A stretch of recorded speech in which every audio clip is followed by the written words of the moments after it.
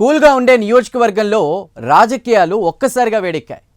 కొత్త సమీకరణాలు తెరపైకి వస్తున్నాయి. ఒకవైపు ఆర్థిక బలగం ఉన్న కుటుంబం నుంచి ప్రజాదరణ ఉన్నటువంటి నాయకుడు ఓవైపు, కొత్త ఇన్ఛార్జిగా బాధ్యతలు చేపట్టిన యువనేత మరోవైపు. బాహుబలి లాంటి ఆ నాయకుడితో తలపడే శక్తి సామర్థ్యాలు ఆ యంగ్ లీడర్కున్నాయా? ఇంతకీ ఎక్కడిది రాజకీయం? ఎవరా నాయకులు?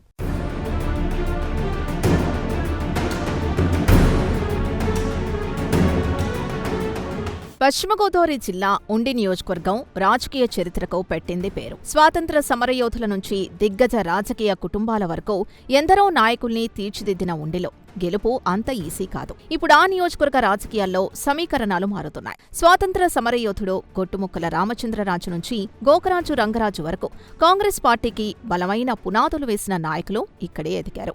రంగరాజు టీటీడీ చైర్మన్ గా కూడా ప్రత్యేక గుర్తింపు తెచ్చుకున్నారు. ఆ తర్వాత స్వతంత్ర అభ్యర్థుల్ని కూడా గెలిపించిన చరిత్ర ఉండిదే. తెలుగుదేశం ఆవిర్భావం తర్వాత కలిదిండి అబ్బాయి రాజు వరుసగా 4 సార్లు విజయం సాధించి మంత్రి, టీటీడీ చైర్మన్ గా సేవలందించారు. 2004లో వైఎస్ రాజశేఖర రెడ్డి హవాలో పాతపాటి సర్రాజు విజయం సాధించిన అనంతరం కలువపూడి శివగా పేరొందిన వేటుకూరి శివరామరాజు 2 సార్లు ఎమ్మెల్యేగా గెలిచి తన ముద్ర వేశారు.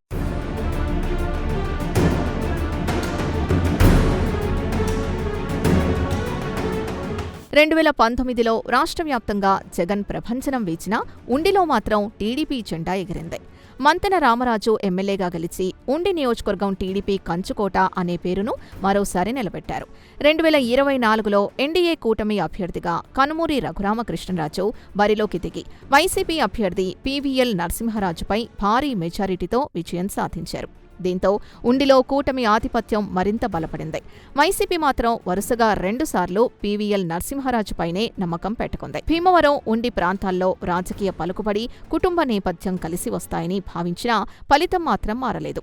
2 ఎన్నికల్లో ఓటమి, ఆ తర్వాత పార్టీలో గ్రూపు రాజకీయాలతో చివరికి పీవీఎల్ నరసింహరాజు ఇన్ఛార్జ్ పదవితో పాటు పార్టీ సభ్యత్వానికి రాజీనామా చేశారు.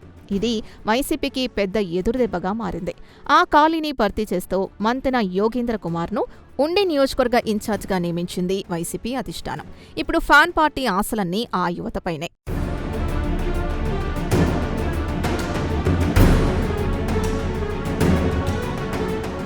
ఇక రాజకీయ నేపథ్యం ఉన్న కుటుంబం నుంచే వచ్చారు యోగేంద్ర కుమార్. స్వాతంత్ర సమరయోధుడు సర్దార్ దండు నారాయణరాజు వారసత్వం అయింది.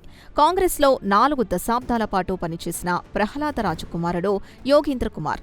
అయితే మండల స్థాయి రాజకీయాల నుంచి నేరుగా నియోజకవర్గ స్థాయి బాధ్యతలు చేపట్టిన యోగేంద్ర స్థానిక రాజకీయ సమీకరణాల్ని ఎలా ఎదుర్కొంటారన్నది ఇప్పుడు ప్రధాన చర్చగా మారింది. మరోవైపు గత 10 ఏళ్లలో ఉండి వైసీపీలో వరుసగా ఇన్ఛార్జీల మార్పులు జరిగాయి. పాతపాటి సర్రాజు, పీవీఎల్ నరసింహరాజు, గోకరాజు రామం, మళ్లీ పీవీఎల్, ఇప్పుడు యోగేంద్ర కుమార్. తరచూ జరుగుతున్న నాయకత్వ మార్పులు ఉండిలో పార్టీపై ప్రభావం చూపాయనే అభిప్రాయాలు వినిపిస్తున్నాయి. అధికార కూటమి నేతలు మాత్రం యోగేంద్రకు నియోజకవర్గ స్థాయి రాజకీయాల్లో అనుభవం తక్కువేనని లైట్ తీసుకుంటున్నారు. వైసీపీ క్యాడర్లో కూడా కొత్త ఇన్ఛార్జ్పై భిన్నాభిప్రాయాలున్నాయనే చర్చ నడుస్తోంది. మరి వైసీపీకి కొత్త ఊపు తీసుకురావడంలో మంతెన యోగేంద్ర కుమార్ సక్సెస్ అవుతారా? రాబోయే రోజుల్లో ఆయన రఘురామకృష్ణరాజును ఎలా ఢీకొంటారన్నదే ఇప్పుడు ఉండి రాజకీయాల్లో హాట్ చర్చ నడుస్తోంది.